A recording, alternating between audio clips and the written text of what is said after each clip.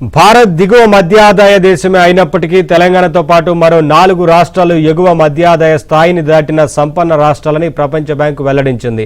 భారత్ తలసరి ఆదాయం $2,760 కాగా తెలంగాణలో అది $5,407 తెలిపింది.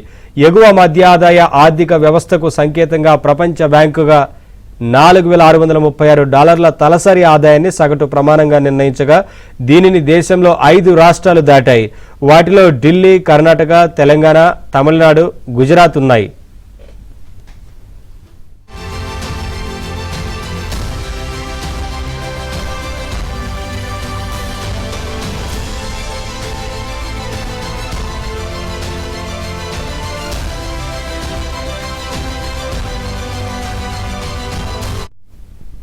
వివిధ దేశాల ఆర్థిక స్థాయిలను వెల్లడిస్తూ ప్రపంచ బ్యాంక్ ఇటీవల ఒక నివేదికను విడుదల చేసింది. దీని ప్రకారం శ్రీలంక, వియత్నాం, ఫిలిప్పైన్స్ దేశాలు అధిక ఆదాయ దేశాల విభాగంలో చేరాయి.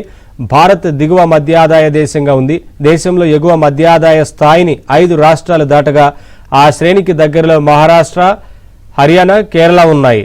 $984 తలసరి ఆదాయంతో బీహార్ అన్ని రాష్ట్రాల్లోకి అట్టడుగున ఉండగా దానికంటే కాస్త మెరుగ్గా ఉత్తరప్రదేశ్, జార్ఖండ్ ఉన్నాయి. ఈ 3 రాష్ట్రాల పరిస్థితి నేపాల్, ఆఫ్రికా దేశాల కన్నా అధ్వానంగా ఉందని ప్రపంచ బ్యాంకు నివేదిక వెల్లడించింది.